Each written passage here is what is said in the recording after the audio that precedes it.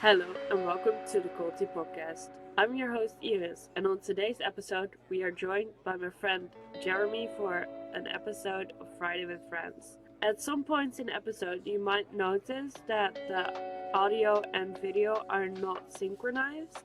I didn't know how to fix that.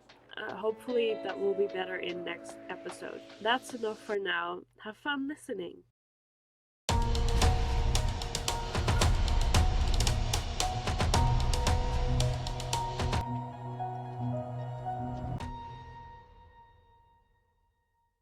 Hi Jeremy, would you mind introducing yourself? My name is Jeremy Morang. I am a science fiction author. I'm a father of two, and I work in the mental health and human services field in a nonprofit. Nice. As you guys know, I'm your host Iris. I study theology and I've always been interested in cults and the supernatural, and I do deep dives, and the deep dives ended us here on the Culty Podcast. And today we're meeting with my friend Jeremy. We know each other from TikTok and doing lives and doing writing sprints and trying to be productive. And I thought, I've been on his platform so many times. Let's just cause chaos on mine. So here we are. Fantastic. So you're an author. You write stories. That's the whole thing about being an author. Can you do a quick rundown of one of your stories? I'm best known for the Surrender Game, Book 1 in the Guardian War Chronicles sci-fi series. That's the cover. Nice. And it stars the high intendant of a fueling station on the outskirts of an area of space called the Exterior. And her little fueling station is like the hub of civilization. Everybody comes and goes. It's a bed and breakfast. It's a layover place. It's got casinos and home cooked food for the trucking industry. And she comes to be in possession of something that she shouldn't, which brings the enemy knocking at her door. And it's an action adventure story. It's a cat and mouse game, because the whole idea is she can either surrender the item to the enemy and give them what they want and then lose anyway, or do everything you can to keep it from falling into their hands. And when you're up against an enemy that knows what you're going to do before you do it, how do you pull it off? Yeah. So it's a 5-star rated novel, and people in the TikTok community seem to be enjoying it so far. On Amazon. It's really good. It's really available good. on Amazon. Everyone, don't skip chapter 18. There's Chapter an inside 18. joke there. You will figure it out if you read the book. It's got its own hashtag now, so we're making a t-shirt, Survivor of Chapter 18 or something like that. But yeah, anyway, it's a lot of fun. I get to utilize it as a creative outlet, and as long as people enjoy the stories I write, I'll keep writing them. If you could write anything, any story, you're not limited skill-wise, what would you write? Is there a genre you would like to try out? Is there a storyline you got buried inside your brain somewhere that you're too scared to put on paper? Is there something? It's funny that you mentioned that, because once the sci-fi series is over, well, I think book 4 in the series is when I'm going to release my YA fantasy novel, the first of many. And it's a story that has absolutely no limits. I can just run with it forever. YA fantasy would be the genre I would flip over to. And then both of these series will be running side by side and written at the same time, because I just want to put it out as I have a team now, you know what I mean? Having a team in that type of field is really, really important. People you can really rely on. So as long as the team says we're ready for it, then I'll just put it out as quick as I can. Yeah, YA fantasy. Yeah. I have a story that's been buried in there for a long time, and our mutual friend Addie has read it, and there's already anticipation. So I'm really excited about that. I'd like to read that. I think I'd have an easier time with that, Then considering the language barrier. Yeah. I'm sorry. No, it's not your fault. We've got to find a way to get it into Dutch. I'm trying. I'm sort of translating multiple stories for multiple people, because I want stories accessible for as many people as we can. But it's kind of hard translating a story you have trouble understanding yourself, Google Translate is my hero. I'm not sponsored. Google sponsor me. Some friends have been yelling at me for product placement, so inside jokes. Who's your favorite character you've written? He's 3 feet tall. He has aqua blue skin. He started out as a potato farmer, and he became one of the biggest military heroes in all of history. And his name is Gathar Willow, Captain Gathar Willow. He's been the most fun to write because his story is very big, as opposed to some of the other main characters whose stories might be a little bit smaller in the long run. Gathar's character has quite a history and quite a background, and he's been the most fun to write. He lives rent-free. And the next novella that's coming out is the story of how he came to be who he is. Yeah, Gathar Willow.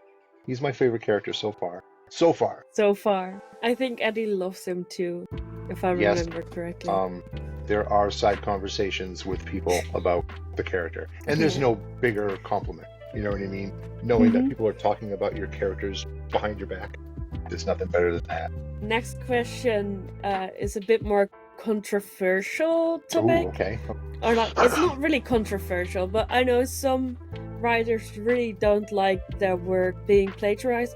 Writers don't like. Some people go really far and say no fan fiction about my works. What's your stance on that? It's twofold. My initial gut response says no.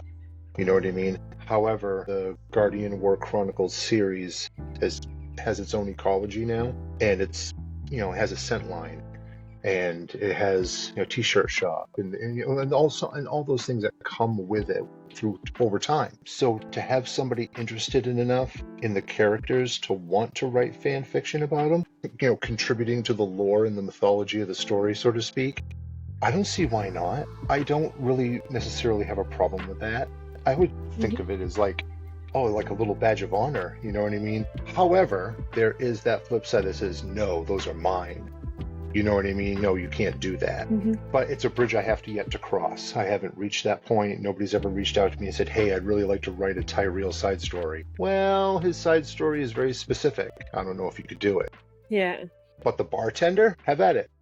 You know what I mean? Or something like that, or using those as an example. Yeah. Fan fiction, I that's not something that I've never thought of. I've read fan fiction, but I've never known anybody yet to write it. It would be interesting what they would pull off. There's only a few people I think I could trust with it to do it right, you know what I mean? But whatever, yeah. The reason I ask is because I actually started reading English on a beautiful website called Wattpad, and I had way too early access on that, but I read a lot of fanfiction, and I might have read something, but I'm not going to tell anyone where it is. The fanfiction I like is using the worlds that are created. For example, using your spaceship and coming up with your own characters. So they might interact with your people once they are around, or they know of them and they know of the story, but I'd never use the main characters. Gotcha. Okay. Yeah, no, I never thought of it like that. And I think those are really interesting, because if I created a story and people want to use my world, I'd be so intrigued what they come up with. Yeah, no, that's a different take on it. I didn't consider that or even think of it. In that case, have at it. Take it. Do what you want. You're contributing to it as far as I'm concerned. Especially in that situation. There's 9 truck stops in the storyline and across a vast distance away from each other. And I've only written about 1, 4, and 7. If somebody wanted to use a truck stop, knowing my world and my environment and the relative gist of it all, and they want to do a story about Truck Stop 5, go for it. Have fun. Are there any more truck stop stories in your brain? I have 2 companion novellas out. So I got the primary series and then the companion series. I'm doing book 3 in the primary series. I'm finishing up writing that now. I have like 2 chapters left. The third in the companion series is on its way back to me like within the week, which is just wicked exciting because that book was so much fun. And the other novella, The Hunter's Proper Name, all take place in specific truck stops. So I'm able to like unify it all together. The first companion starts off in Truck Stop 4 and goes somewhere else. And then the first companion story is like my little version of the Silmarillion, Tolkien's Bible on Middle Earth. So my companion story tells character backgrounds and how things came to be and why things were divided a certain way in first-person narrative story form. Yes, there are more truck stop stories to come. I'll be writing Gathar's war story and Tyreel's origin, and that'll Nice. end the companion series. I'll stop it there. Some personal questions unrelated to books. So, what do you do most days? What's keeping you busy? I am a quality assurance office administrator. I spend most of my day, my work day, my job behind a computer, doing documents and scanning documents and spreadsheets and databases and a little IT work on the side within the company. And I have my own office space, and I'm far away from everybody else. So I spend a lot of my time alone during the day, and that's where it all stews and brews and comes to life. And then I bring that home. I check in with the family, I do all the errands and shopping and taking care of the dog, and then I come right down here and I go to work. Sometimes that's making a video, and sometimes that's writing and self-editing, because I take self-editing to heart. I want to make sure that I do the best that I can before I send it off to Addie, you know what I mean? Yeah. Who is now my full-time dev editor. And I just work until I can't work anymore. I'm like, okay, because I feel like if I'm not doing something productive, I feel like I'm wasting my time. Yes, I do take breaks and I watch my TV late at night or play a game on my phone or something to unwind, but I like being in front of my world. So have you always been like that? Like always needed to be productive? There was something that I had been wanting to do since I was 9 years old, and my uncle told me that I shouldn't bother doing it. At 9 years old, that's a pretty heavy toll. Yeah. And I believed him. And the question was, what do you want to be when you grow up? And he was probably expecting astronaut or cowboy or something, you know what I mean? What typical 9-year-old boys would say in the 80s. And I told him I said, I want to write books. Oh. And he said, he actually laughed at me out of the room right in front of my two cousins. And, I brought that with me. I did a lot of reading as a kid, but I never wrote anything because I was told that it was a waste of time. In my 30s, the itch came back, but in the situation that I was in, I wasn't afforded the opportunity. So I went to school for mental health and human services, and I've been in the field ever since. It wasn't until I left that life behind 13 years ago was I able to say, okay, you can do this now. You have the ability to do whatever you want, unrestricted. And I just started putting pen to paper on that day. And here we are. That's going on cool. my 6th novel and a genre spin-off and products. It's messed up to think about. But it took 13 years to get there. And now you're doing it. And now I'm doing it. I just constantly have the mindset, is it work worth doing? And considering the personal messages I've received or the DMs and your characters have done these things for me and I want to thank you. The money doesn't matter at that point. The revenue doesn't matter at that point. The fact that it some of my stories have calmed the ADHD brain and allowed people to become immersed in something, there's no greater compliment. Everything else is on that's a pretty big compliment. That's a big compliment. That's huge. And we both know the people who have said that, you know what I mean, or have made mention of it. And I take that to heart. So I do what I can to make my characters as memorable as I can. And that requires a lot of work. But is it work worth doing? And I say, yes, it is. Glad to hear that. Yes, thank you. It would suck pretty bad if you were spending a lot of time on it and it wasn't worth it. Well, that's the whole background of imposter syndrome. What if they don't like it? Just because you like it. We all try to abide by that cliche in the writing community, write what you know. Mm-hmm. I know science fiction and action adventure. What I don't know is what the audience is going to think about it. So if I say I know it and I like it and I'm going to do it, because that's what I want to do, it may mean nothing to anybody else. Knock on wood, so far so good. You have to ask your question to how important is the reader's opinion to you, because so important. It's really important what happens to you and what happens to your book, if it doesn't get any reads. That's the hardest part. We go into the industry most times not marketing experts. We don't have an advertising budget. It's not even something we considered at the get-go. Like, okay, Microsoft Word document, put it into Amazon. Not thinking about formatting and how important that is. I made all those mistakes. The amount of money that I spent for my cover art on the Surrender game would probably make you dry heave, but it was hand painted. So it was worth it, but it's like, okay, maybe, 6 years later, 4 years later, whatever, I now know better. I make all those mistakes so that other people don't have to. Get a It good would editor. just be nice if we could meet each other before making those mistakes, because I also made those mistakes because I didn't meet any writers yet.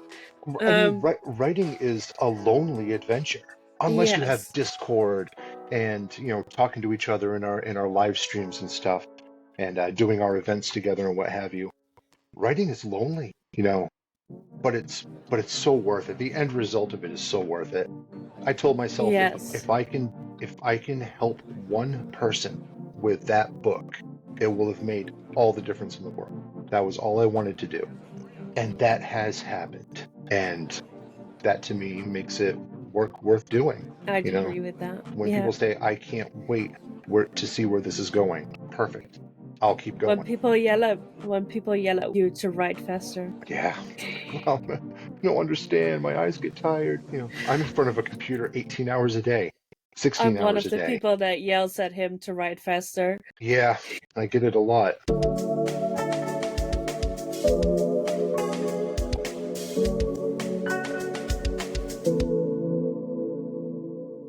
Yeah, procrastination is a big one. It took a long time to get out of that rut. Same here.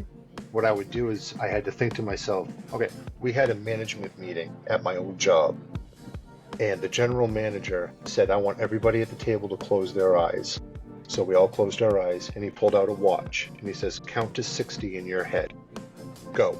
And we sat there and we counted to 60 in our head. And at the end of the 60 seconds, everybody kind of opened their eyes at a different time because everybody's perception of how that time passes is different. And the general manager said, did that seem like it took forever? And we're all like, yeah. Because imagine how much you can get done in 60 seconds. And that stuck with me. I would come home and say, okay, it's going to take me 12 minutes to wash the dishes. It's going to take me 45 minutes to do this or run this errand. And when I was able to put things into brackets of time, my free time became vast. Yeah. For me, it was the way that my brain had to work because there was all kinds of things going on in my world. Yeah, I used it at work. Okay, it takes an hour to vacuum the entire carpet wall to wall. And what can you do in between all of that? Just try to be as productive and efficient as I could be. And I think it translated well into my personal life or professional life, writing life. Yeah. Nice. I just start trying to race against the clock, so that wouldn't work for me. Yeah. So I'd be like, I am very sensitive to obsessive behaviors. Time obsessed, task obsessed, whatever you want to name it. So I'd start timing it, and if I took 3 minutes to wash the dishes one day and I couldn't get it done in 3 the next day, even though the dish we'd had would have been bigger, I'd not be able to cope with that. What if you were to shorten your boundary and extend your boundary and say, I can get it done within these 3 time periods? So that way you always allow yourself that leniency. I can get this done between 7 and 11 minutes. So now you got some time to play with and not feel bad about missing anything. That could possibly work, but I'd also see myself saying, what if I get it done in 6? Or I would go the complete other way, and I was like, but what will happen if I spend 12 minutes on it? Right. So then, if you shortchange yourself, just say 6 to 12 minutes. Yeah, for the but next then time. I don't know. would Just like throwing then stuff at the wall. extend it every time. There's one situation that I completely encouraged myself of doing it, and this is short ramble, not related to anything we talk about. But My family goes camping every summer holiday. I don't know if anyone's familiar with camping in the Netherlands, but we're not allowed to just put our tents anywhere. It has to be on a specific destination. It's very well put together. My parents have a tour caravan, and my sister and I sleep in a tent on the side. It's a small little thing. It's very cutesy. We have our sides we sleep on. If my parents change it around, we will stare at them until they put our stuff back. But every year we time ourselves in putting up our tent. Yeah. Every year it has gotten shorter and shorter and shorter because we get more efficient. Mm-hmm. And my dad is literally standing there with a stopwatch in his hand because we ask him every 10 seconds how much time has passed because we want to shorten it down. But last year, my little sister got involved because we changed around sleeping positions because I now have to sleep in a sleeping cabin in a sleeping part in the main area because I need to be connected to electricity because I have a CPAP mask. I can't do the small tent anymore. I still want to help put it up because we have to break or record. My sister had to get involved because my mom told her so because she was gonna be the one sleeping in. She redoubled our time and I'm still not over it. We used to get it down to 7 minutes and 42 seconds. She spent 40 minutes on it. Sounds about and right. I'm so sour about it. And I don't know what I'm gonna do this next summer holiday. Well, or next time, even sooner because we're going camping with my whole family this time. you just look at it right in the eyes and say, this is how it's done. And then you get it done in 7 minutes and 42 seconds. Get out of my way. Get okay, out every of time. my way. This is how you do it. And then rip it all down and make her do it. Oh no, I wouldn't be able to stand that because then she would still spend the hour on it. Right.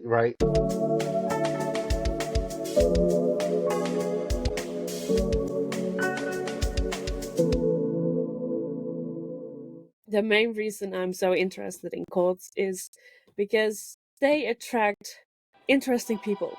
They interest really boring people, really regular people, but also very interesting people. And in our daily lives, we might come across very interesting people too. So I'm wondering, are there behaviors you remember of people or very specific people that are coming up in your brain that you are oh, those people were interesting and they did stuff different than I've always done it, but I respected or I might have learned something from it. Whoa.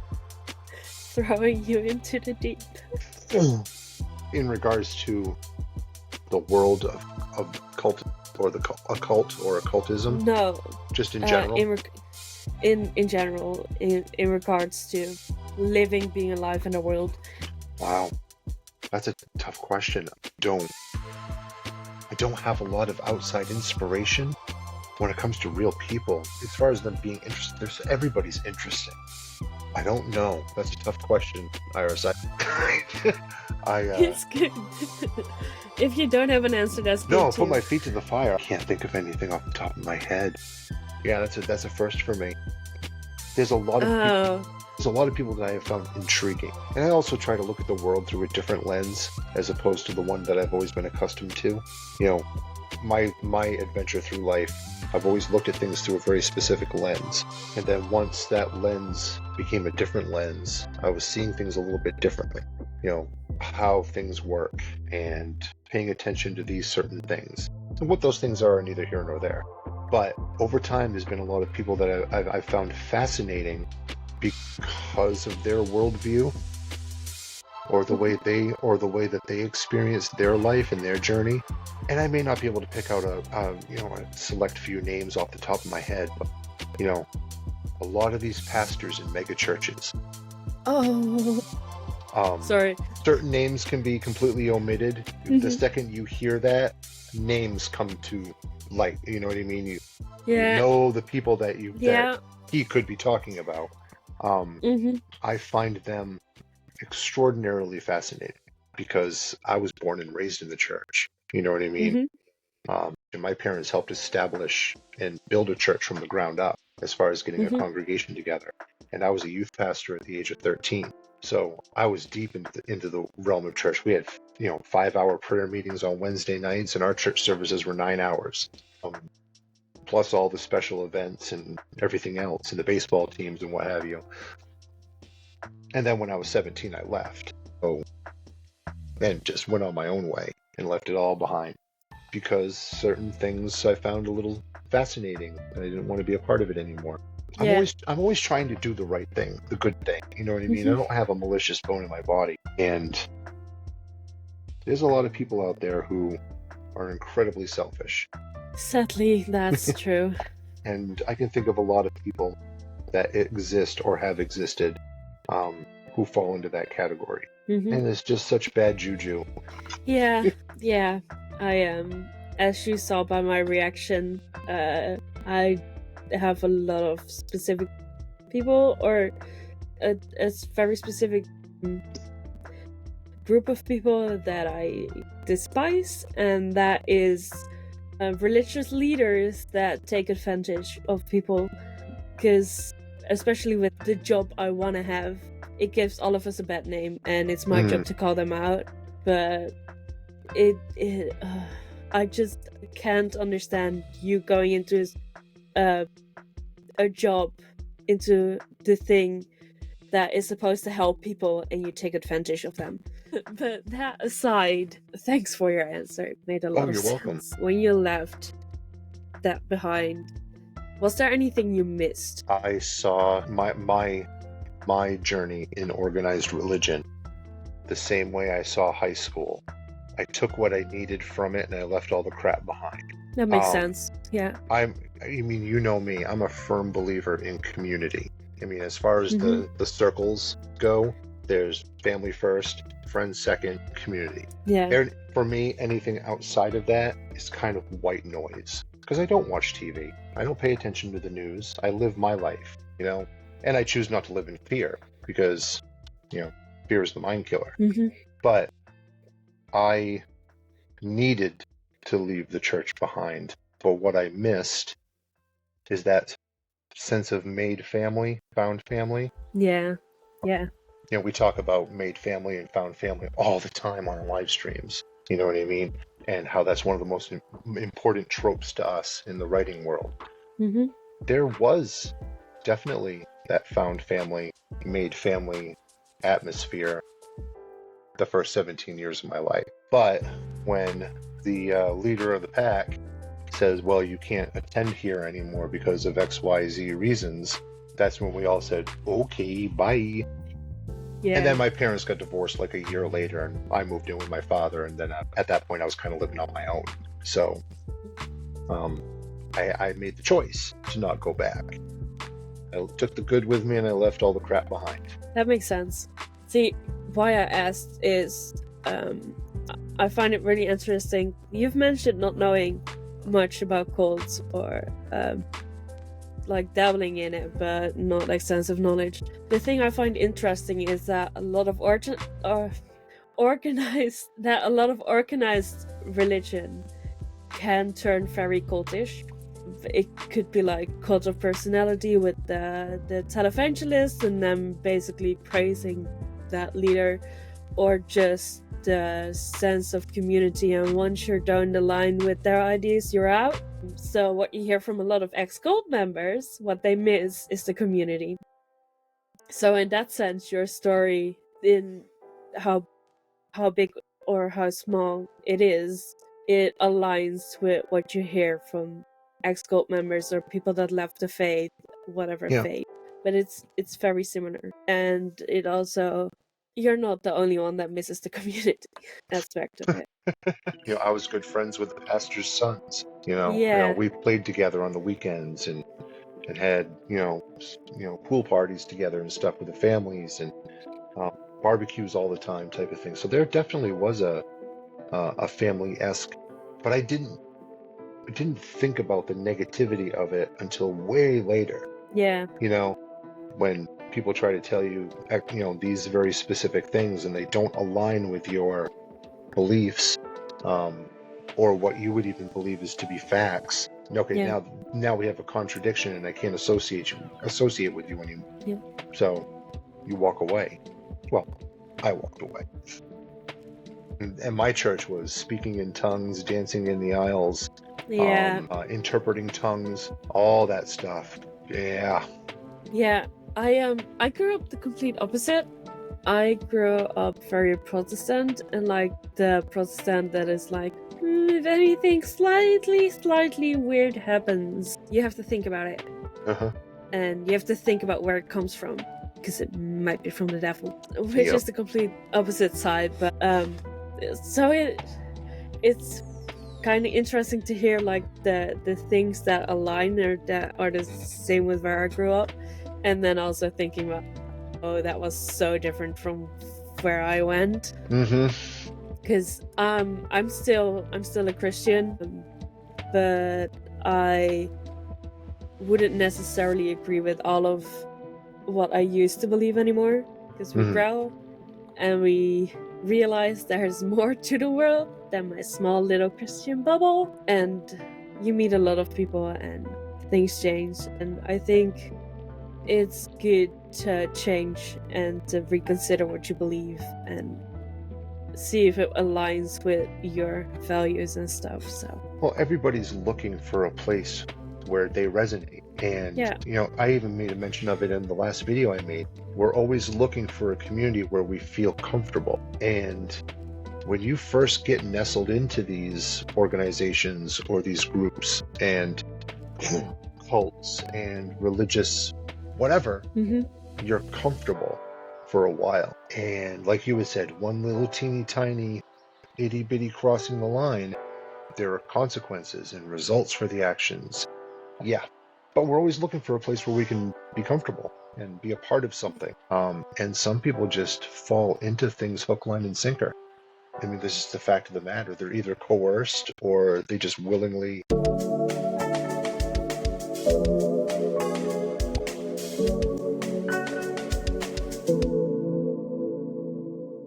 do you have a bucket list? Do I have a bucket list? Yes. When I was able to first write a bucket list, when I was 33, 34, somewhere in there, I started writing a bucket list. And the number one thing on the bucket list was publish my first book. And everything after that was just icing on the cake. You know what I mean? I'm a firm believer. And yeah, this is all me. I'm a firm believer that all of us have the ability to manifest our thoughts into reality, taking something that was once just an idea and actually making it happen. I like to say that I do my best to put my mind to everything, be very conscientious about what I'm doing, and set reasonable goals. There are things on that bucket list that I could probably say that I will never do. Because for whatever reasons, there would have to be very, very specific consequences in order for me to be able to accomplish these certain things. But yeah, most of my bucket list items are very easily manageable. Try to help somebody once a day. Little things like that. Make sure you say hi to the neighbor. Little things. You are so wholesome. Stop it. Well, I also believe that if we were to help everybody to our right for 15 minutes a day, this world would be a better place. That would probably be true. It's funny because you would mention that in your Facebook profile, it's categorized what your certain affiliations are, right? Or other social media. On my Facebook page, under religion, I have peace. And under politics, I have peace. So I'm just trying to be as peaceful as I can. Do no harm. I've known people who would do horrible things to other people just so they could get ahead in life. And I found that it's benefited me to be the antithesis of that, even if it means sacrificing your time or going above and beyond your means. If you do what you can to help your people, or to help people in general. Does that mean that I'm giving to every single homeless person or panhandler that I come across? No, it doesn't. But I do what I can to try to do the right thing. We do need a bit more of that in the world. We need more of that. It fits well with like my personal slogan too, because I'm of the very firm opinion that you can believe and do anything you want unless you harm yourself or other people, and that can be harm in any way. Mm-hmm. It can be like literal physical harm, but that can also be like using words to hurt people or whatever. Believe what you will, do what you will, but don't harm other people. And if you can benefit other people, so yeah. Well, I mean, I have it's one of the things on the bucket list. See the Surrender Game on the big screen, or on on the small screen on a TV series. What would it take to make that happen? Okay, these are all the research and hoops I have to jump through just to see this accomplished. However, if you can follow this, my sister's husband's sister's husband, I don't know what that makes them. The sister's husband, his best friend works for Warner Brothers.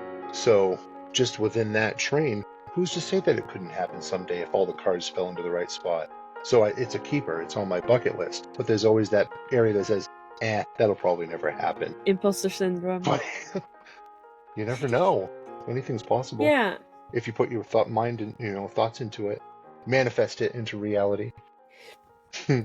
If you would have unlimited money without any rules surrounding, there are no rules or regulations about that money. What is the one crazy thing you would spend your money on? And that's not being nice to people, because that's not crazy enough. I would buy my own private island, and then that's pretty cool. I would establish a come and go, some kind of a route to be able to come and go. And every single person who has ever helped me to get to that point in life would all become instantaneous millionaires, and they could come and hang out on my island. I may even have a helicopter involved. And as long as you don't pilot it, we'll just have barbecues and hang out and go boating and do all kinds of cool stuff and just enjoy each other's company and play board games and things. Or video games, whatever. Yeah. That's a pretty good one. I might even put an amusement park on it with a roller coaster or something. Oh, yeah. Me and my friends, if I would have unlimited money, me and my friends have had this running joke that I have friends from different countries, and it's all one big friend group, and we have a running joke that if we all have the money and the mental stability to do it, we will meet up in the middle of our coordinates and have a massive party there and stay there for a month and get to actually know each other face to face. So I think I would do that. Yeah. I would just not pick that specific location because I think it might be in volcanoes. Other little things that I think that I would really want to do. I think that if I bought a private island, I would also go and do the other things that I want to do at the same time. Yeah. I want to stay inside one of those transparent globes out in the middle of the woods where you can see the northern lights through your ceiling. I don't know if it's in Switzerland or Norway. Mm-hmm. I'm not exactly sure where that is. I've always wanted to go on an Alaskan cruise and walk on glaciers. Yeah, I've always wanted to do an Alaskan cruise, especially during the time when the northern lights are out. Yeah. All kinds of little things. I've always wanted to visit Machu Picchu and walk up and down the stone steps and things. I don't know if I could handle it physically, but I'd buy a jetpack. Nice. Machu Picchu is a pretty interesting one. I think that one came up in the last episode I did with another friend of mine. We were discussing the 7 wonders of the world and what would be on our own version of that list with current wonders of the world. And apparently, according to much more informed people than we are, because I study theology for a reason. I'm not much of a scientist. We were dead wrong on most of our facts. That's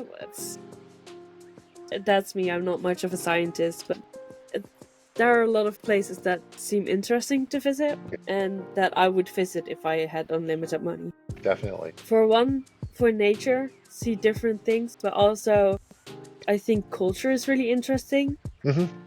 Because in our little group that we spent most time on together on TikTok, even in that small group of people, with where we come from, I noticed so much differences in how we treat each other and what our normal is.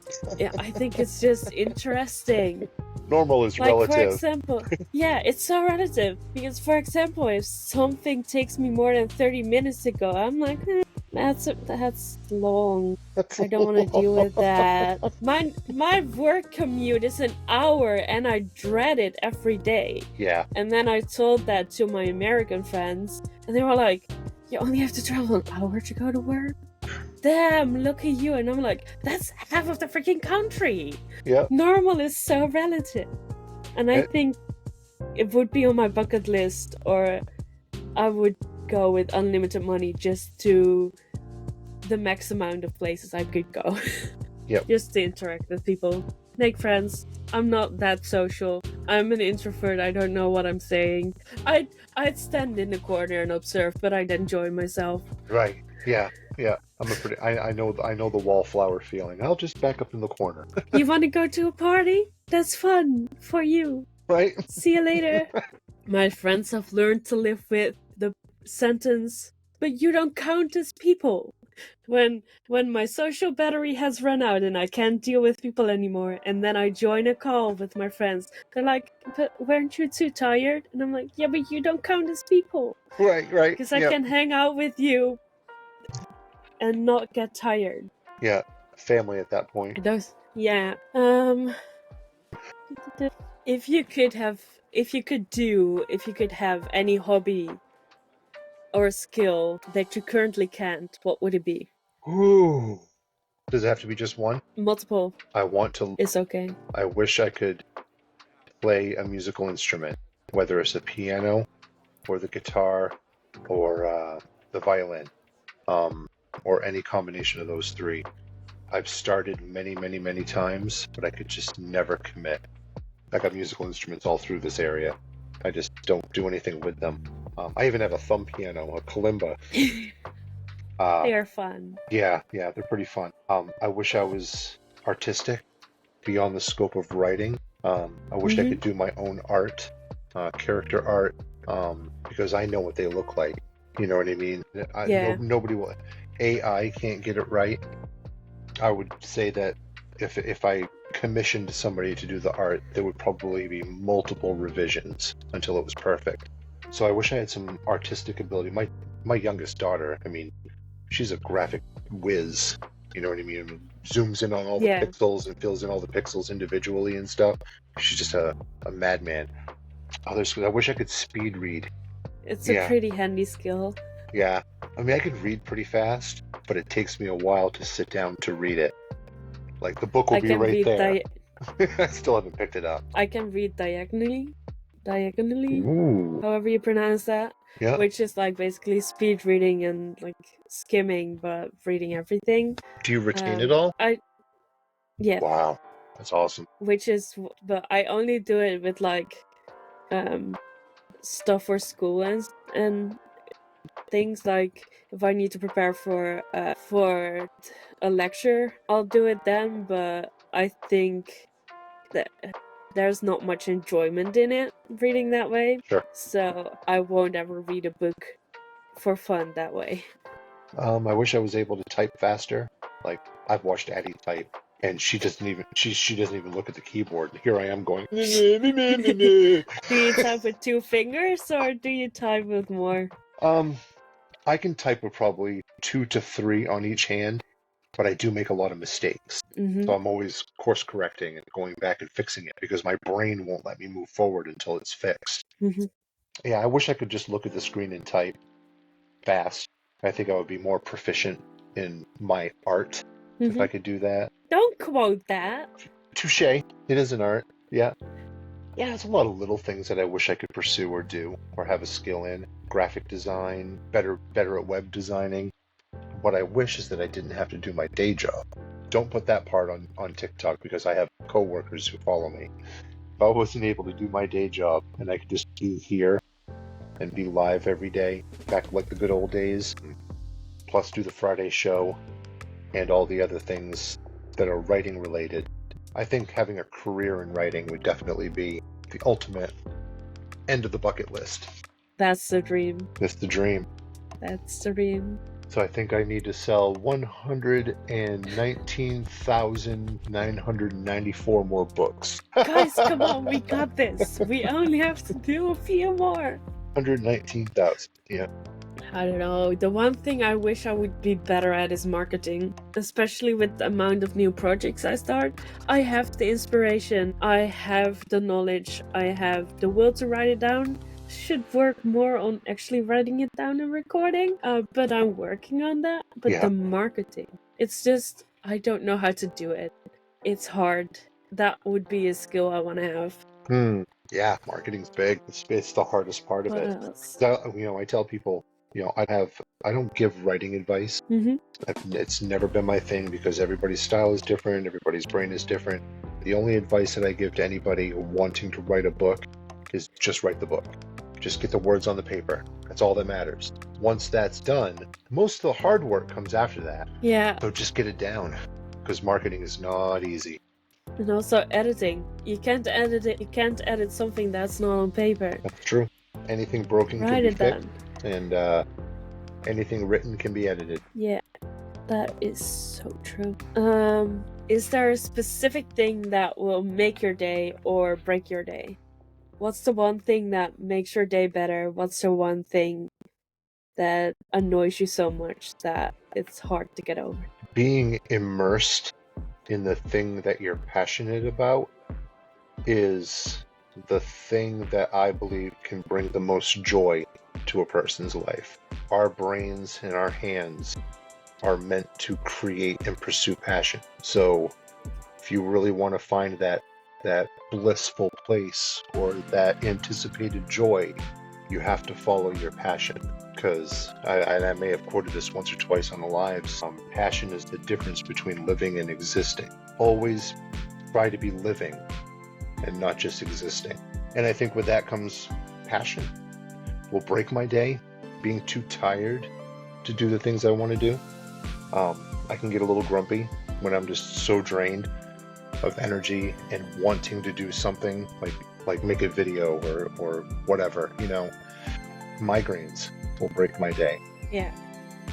I don't get them often, but when I do get them, I'm down, and I can feel it coming on too. When it's about time to have one. Yeah, a nasty migraine will break my day. People who don't say thank you. If you hold the door for somebody and they don't say thank you, yeah, that can really ruin my day. Noted. I'm mean enough to you. You're used to me not saying thank you. Grandpa. You hush. This youngen shall now shut up. If you could be an animal, what animal would you be? Ooh. Now, if I'm an animal, I'm the animal forever, or when I'm not in human form, I'm an animal. You're an animal forever. Forever. A bird. And if you could be a shapeshifter, like a human one moment, animal other moment, would that change? Nope. Or would you still be a bird? Still be a bird. Still be a bird. Yep. That's interesting. I've never thought about being a bird. I know the one animal I won't want to be.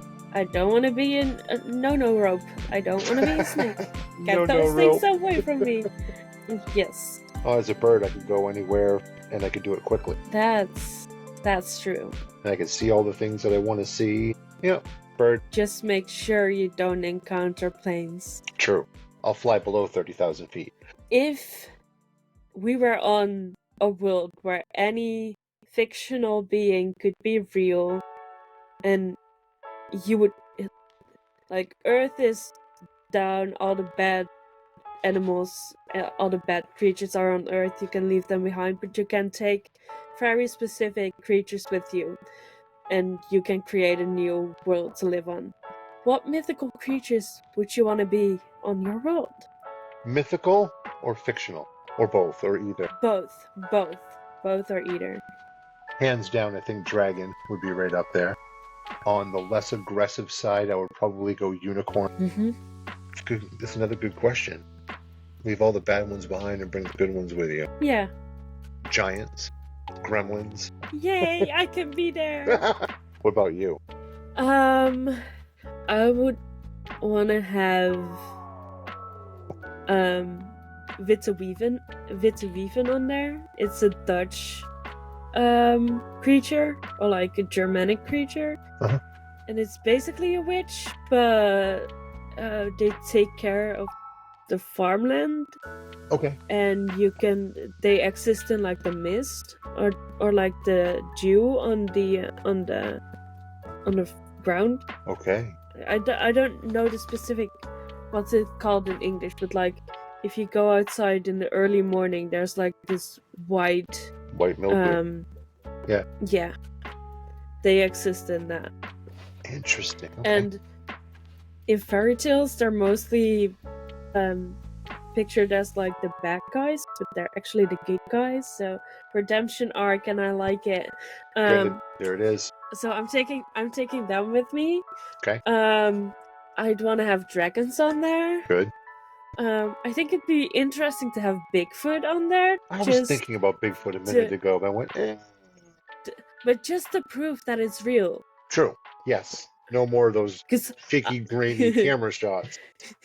No more people in Bigfoot suits, because it's just real, and you're gonna piss him off if you dress up like him. Yeah. I was thinking, would I want werewolves or vampires on there? I think I would let them burn on Earth. Yeah, we'll leave them behind. Yeah. My friend brought up zombies, but then I was like, they will eat me, so I'll leave them on Earth. That's just constant peril. You don't want to, live with constant peril. Dragons are bad enough. So I'll just leave them on Earth too. Do you have creatures that you would leave on Earth? Not a big fan of anything that's just designed to just bite me or drain me of my blood or, Mosquitoes. Ugh. I live in Maine. There's plenty of those. Oh. Yeah. There's a few I'd probably leave behind. The Hydra I'd leave behind. Leviathan I'd leave behind. The Kraken I'd leave behind. Big nasty ones. Yeah. But yeah, let's bring Tolkien's elves and hobbits with us. Oh, I want mermaids on mine. Mermaids are another good one. Mermaids. What's the big bird called? Phoenix? The one that rises from the ashes of a fire? Yeah. That's Phoenix. Yeah. Yep. Phoenix. I think I'd like that on my planet. What's the half man, half horse? The centaur. Bacchus? Centaur? Yeah. Those would be interesting. Yeah. I don't necessarily know if I'd want them in my country, because I'd be weirded out, but I wouldn't bar them from entering. You have the dragon to protect you anyway. It'd just be weird. Yeah. Yeah. That's all I've got. Yeah.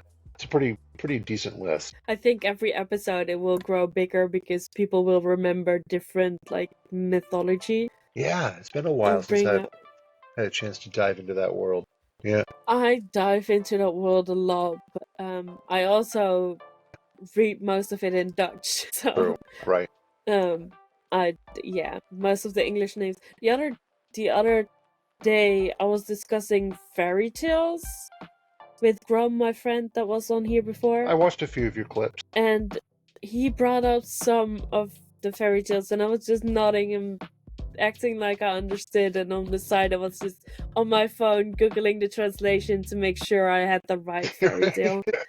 Yeah. I grew up with the Dutch versions and the Dutch names, so I'm like, oh, what was it?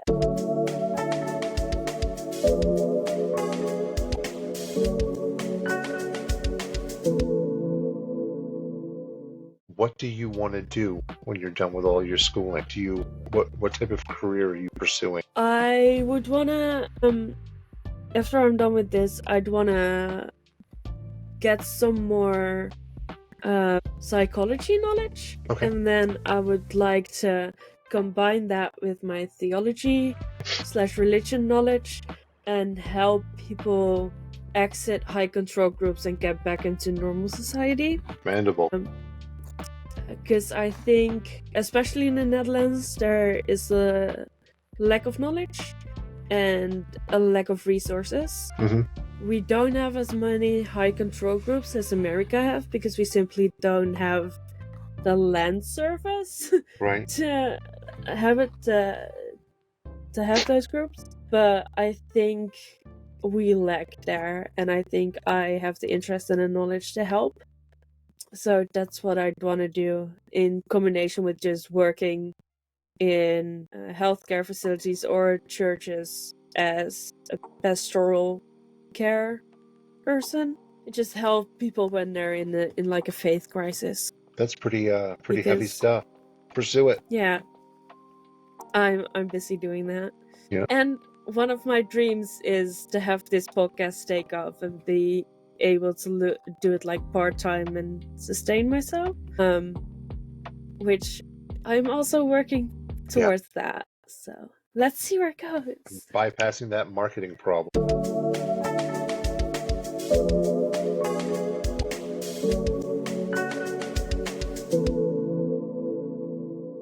So Ask away. I live in the Netherlands.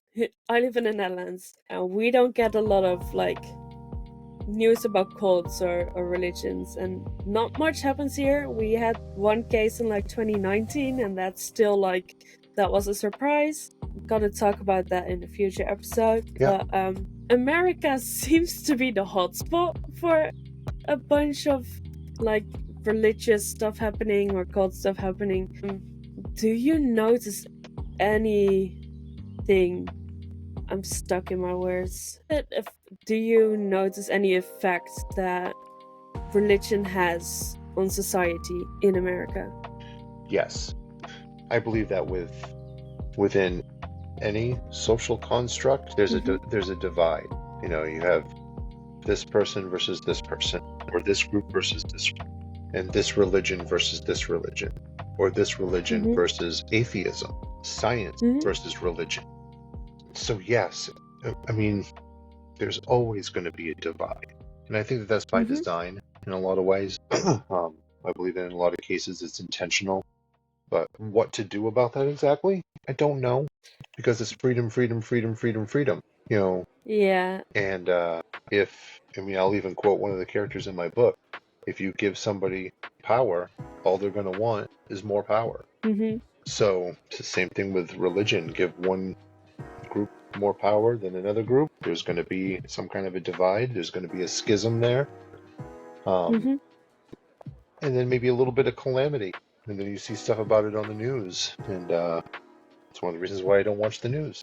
But as far as very specific things, I mean, nothing that comes up, nothing that like rings a bell. Recently, you know, I was, watching the Waco stuff live on TV when it was happening, and all the other little spin-offs. But as far as like recently, I can't really think of much that comes to mind. Maybe a couple of small little things here and there. Nothing that's affected my general area. Not a lot happens in my state. We're a very small population. Yeah. What was that like watching Waco on TV? Because like, I'm researching that stuff now, and I can't really comprehend that happening, but it did happen, and you said you watched it. It was a big deal.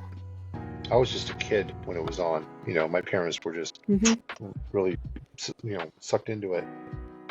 I remember not knowing exactly what was going on and why those things were happening, but I knew that it was important because my parents were so engrossed in it. And maybe that was because of their religious affiliations, you know what I mean, and their backgrounds. Yeah. It wasn't until years later, like in college, when I started looking into it again. And then, hearing all the testimonies and, hearing everything that was going on about it, I was like, whoa, okay, this is a lot bigger than what I thought it was. Yeah, people will do very interesting things. Yeah. The most rudimentary way to say it. And there, and then it comes into the whole trust thing. Like, who do you trust, and how do you trust? Mm-hmm. And is it better to actually have a small, tight little circle of people, so the trust is there? Don't want to be fooled. I don't want to be conned, or there's enough of that going on. Mm-hmm. But some people fall right into it. I think it's also easy to like fall into any belief system, really, or like any, because while researching stuff like that, there are so many documentaries about Waco that are just available on YouTube, but you watch one of them and then you're like, yeah, that seems reasonable, and yeah, I believe that. The next one you watch makes completely different points that contradict the points you watched before, but because of the way that it's told, that's the truth, and it's very easy to believe that. So it's very easy to just go with the first truth you hear, or like go with one truth, Right. and not question it. And I think that is the case with a lot of things. You hear something, you believe it, and you don't really question it until you get confronted with like evidence that it's false. Yeah. And most reasonable, logical, free thinkers have the ability to adapt to new information when it's presented to them and rethink it. But some people can't. And sometimes it's just hard too. Yeah. Like, for example, me, I grew up a Christian. I've been Christian for 25 years now, but studying theology, I can't count the faith crises I've had on one hand, because you get confronted with evidence all the time, and what do you believe, what do you stick with, and what do you like either not consider or don't find important enough to change for? It's something that I think a lot of people struggle with. Yeah. And it's understandable, but... And a lot of people react a certain way when their ego is bruised. So if you're being told that you're wrong, here's the evidence, their ego won't allow them to see that evidence. Put the blinders on, and say, no, and they blah, blah, blah, blah, blah. They just want nothing to do with it. And then it becomes blind faith. There's a lot of that too, yeah. Yeah.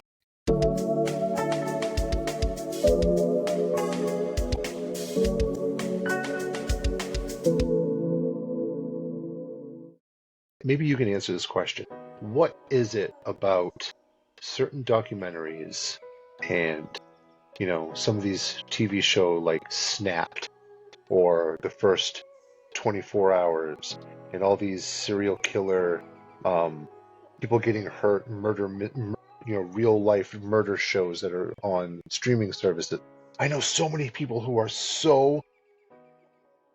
they can't tell you any of the cast of Firefly or Star Trek The Next Generation, but they can tell you exactly what was said during a court case in 1979 between this person and what the jury members' names were. You know what I mean? And it just blows me away that what is it about that is so important to some people? As a true crime girly, I might have some answers for you. Okay. But I'm gonna preface this. The answer is very specific to me having certain life experiences and me being a girl, because that plays into it for me. And I know for a lot of women it does. Okay. So, first of all, for most people, it's just interesting. Okay, what happened? A lot of cases have a lot of twists and turns that are unexpected, and people get a sense of entertainment from it. I don't know if entertainment is the right word, but it's just interesting. Second of all, I know a lot of women that listen to true crime because deep down we're scared something will happen to us. And by listening to true crime, we get to listen to stuff that has happened and ways people have been taken advantage of. Okay, and we can prepare ourselves and be like, okay, what would I do in that situation? And okay, stuff like that happens, so I'm now prepared because I know of it. I know a lot of true crime girlies that have that mindset. True crime girlies. I like that. Yeah, I've Mm. branded myself a true crime girly. That's great. What drives us to listen to it? What's so interesting about it? Like I'm a science fiction guy. I can sit down and watch so many different science fiction TV shows from the 70s till current. You know what I mean? And there are numerous people that I know that, oh, did you watch last night's episode of this? And they all just get right into it. Like, and I do that with my shows. I don't have a lot of people that can go, hey, did you check out the 1994 episode of this? I think it also has to do with, like, for example, movies. It just, if there's the sentence based on a real story, it brings up a certain, like, interest. Okay, wait, how is this related? Did this actually happen? How much of this is real? I don't know if you recognize any of that, but, like, it brings up a certain amount of interest. Sure. I can see that. Because it is based on a true story. I think with true crime, a lot of people, yes, they know it really happened, but there is, like, a certain dissonance, like, it doesn't line up in their brain that, yes, it happened, and no, the story you're listening to is not fiction. Okay. Somewhere there's, like, somewhere it rips apart and it becomes a very interesting story. And yes, we know it happens, but it's also a really interesting story with many twists and turns. And then there's the I didn't know people could be this disgusting or this wrong or this bad. Yeah, that I think is a combination of multiple things, but I think in a lot of true crime fans, they know that really happened, but it's also sort of fiction. So it's a study of the human psyche. Yeah. Oh, that makes sense. I was very curious. But some people go really far and become, like, serial killer groupies and like send them fan letters and stuff like that. I don't understand that. That's something I can't comprehend. Yeah, that's pretty scary stuff. That's a bridge too far. I can't comprehend that. I'd never. No, you can slap me on the head if I ever send a serial killer a letter. I'll make sure to do that. What are you thinking? Unless it is for work purposes. Sure. Yeah. Hey, I'm writing a story on you. Can you give me? Yeah. Hey, you have a cold. Please explain. Yeah. That's also, like, I think for me that's also one of the reasons I'm interested in true crime, because a lot of the perpetrators get fans and get, like, admirers. Some people even, like, have memorabilia of them, or, like, there was this girl on TikTok that had, like, earrings with pictures of, I think, Jeffrey Dahmer on it or something. It was really yikesy, but that stuff happens in real life. So a lot of perpetrators create this group around them that really behaves cult-like. Cults of personality. They've got their own mini cults.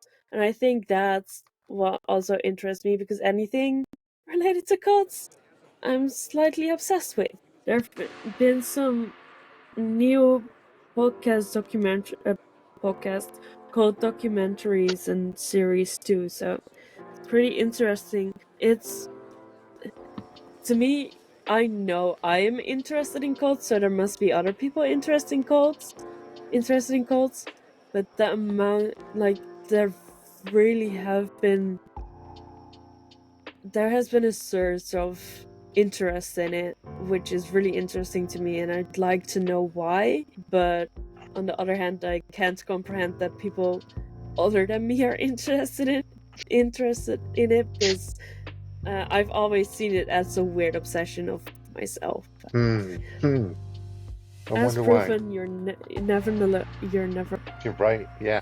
Are you seeing the upswing in interest, like, on social media? Or yes. Interesting. It might also be because I spend a lot of time analyzing social media. Yeah. and trying to see what's going on. Also watching the news, because with what I study, we have like you really like it. It is expected of you. You watch the news because you need to know what's going on in the world, because people might come to you with the question about it. Have You you just ever heard of the company called Amway? Okay. I got roped into Amway's sister company, an offshoot, and they were very cult-like. It was, is I forget what it's called now, what the name of the company was. it an MLM, multi-level marketing? Yeah, Yeah. I was invited to all kinds of functions. Yeah. Didn't drink the Kool-Aid though. Did you ever like sell anything for them? Or I was given products, and then they said all you need to do is find 2 other people, and you'll start making money. But you also have to attend this function, and you also have to drive to Canada to go here and do this. And when you back out, they really try to make you feel bad about it. yeah. But they know how to Yeah, I lure know you that in. one. Yeah, I've got opinions about MLMs. Yeah. They're technically not pyramid schemes, but only technically. Right. If the court case had turned out a little bit different, they would have been. So I've got this channel. I'm sorry to everyone who is in it. This channel is anti-MLM. I'm sorry to announce. If you're in it, get out of it. You can earn more money somewhere else. Yeah. Or like start up your own actual business. Yeah, I think a lot of specifically MLMs really do function as cults, because you only get to know certain information once you're in it. You only get to have conversation with certain people once you're in it. You get told to look at people that are not in it in a certain way, and it's always better in it, and our products, the products that they sell, are always better. Yeah. And your life will get better once you're in it, and everyone around you deserves to be in it.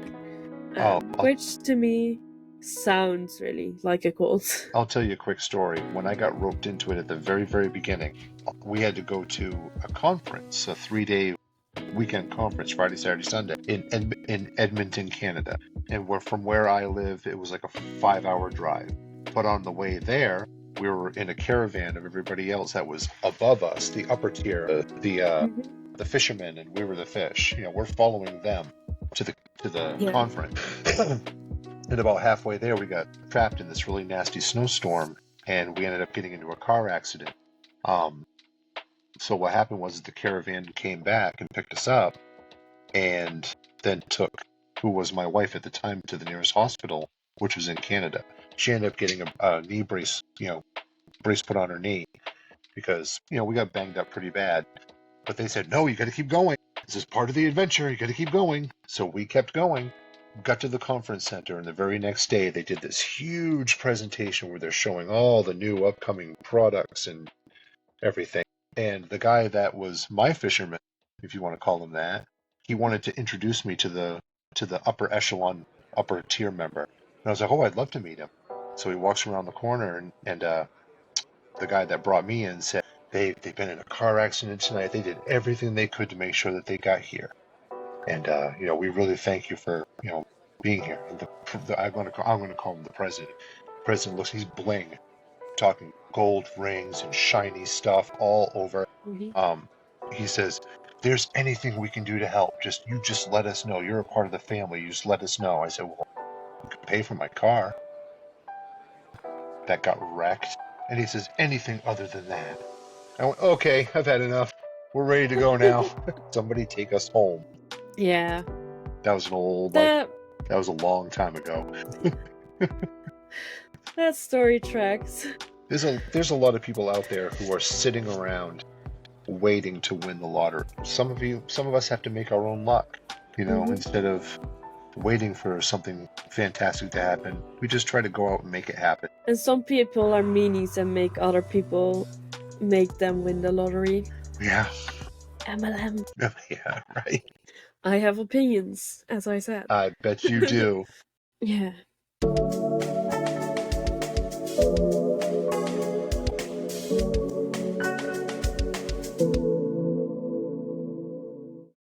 There's 2 questions I ask at the end of every episode. The first one is a quick one. The second one needs a little bit more explanation. First one is, do you want to promote any social media or anything? Do you want to promote anything? Do I want to promote anything? Yes, I can put up like pictures or links on screen. Where can people find you? People can find me on TikTok, just my first and last name, at my first and last name. That's where I spend most of my social media time. I do have other social media, but I am not active. I do have a website, which is my first and last name.com. There's about 2 million words in blog posts over there, and all the links to find all my novels. And I'm only on one platform right now. I'm on Amazon. I will be going wide at some point. I just don't know when. I'm waiting for all these little weird things to iron out before I commit to anything. Our Friday night show on TikTok, Wordy Birds and Book Nerds. I know it's a great name, but it was somebody else picked that name. That's pretty much it. That's my social life. I other than our Discord, I don't have too many other places. I do have an author Facebook page, but I'm not really active over there because I had originally thought that my friends and family on social media would be my number one supporters. Couldn't have been further from the truth. It's the complete opposite. My supporters exist in TikTok. That's where I found my made family, or found family, whatever you want to call it. So that's where I try to be the most active. That's pretty much me, Iris. And the second question needs a little bit more information. I watch a YouTube channel, and I've brought it up in different episodes, so people that have seen episodes before will know. I watch a YouTube channel called Culty Consciousness. Shalise Ansola is the host, and she invites people that have genuinely been in high control groups or cults or sects and have escaped and have a story that needs telling, needs to be heard by the world. So if you want to watch a real cult channel, watch that one. There are a lot of channels, but hers is worth watching. She ends her episode with a Listen Linda, where she lets her guests send a message into the world, and I have my own spin on it. Okay. Doesn't have a name yet, but my question to you is, what's the one message you want viewers to take away from this episode, or a new message that you want to send into the world? Be the best version of yourself that you can be. It's okay to be you, and don't be afraid of being who you are. I said it before, fear is the mind killer. That's a quote from Frank Herbert. Yeah, I think that would be my best advice in general, is to do the absolute best you can be, to be the absolute best version of yourself you can. Because if you're not, you're shortchanging your potential. Follow your passions, because when you start following your passions, it can lead you out of some pretty nasty, dark places. And just be kind. I know it sounds so cliche, but it's a beautiful message. Be kind. There's a greater takeaway. And I think that comes with being the best version of ourselves that we can be. If you feel a need to do this, as long as it's not doing any harm, do it. Do the thing. Don't be afraid to do it, and don't let anybody say you can't. Ever. Don't ignore them. They don't belong in your life, because I grew up with that. You can't. Well, you know what? You're wrong. Exhibit A. Don't be afraid of hard work. Nobody accomplishes anything alone. Be happy. Thank you for that. I think that's pretty good to send out into the world.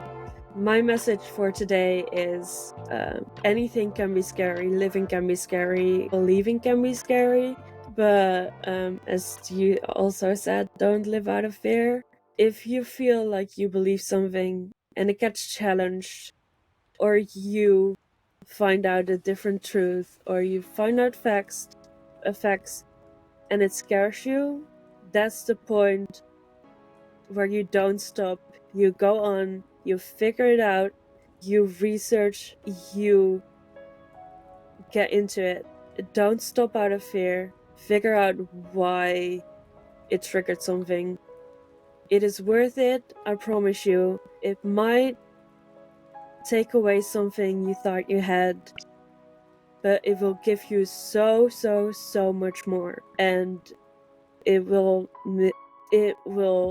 give you the chance to live more honestly to yourself and to the world. And I promise you, as I said, it's worth it.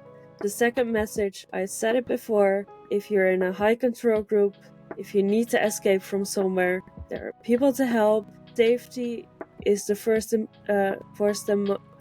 most important thing. You deserve to live a safe and happy life. If you can't get out, get out. There are people to help, and you're not alone in the world. Good message. Jer, thank you for being on. Thank I you. love talking with you. And We might see you again. Why join a cult when you can join our comment section?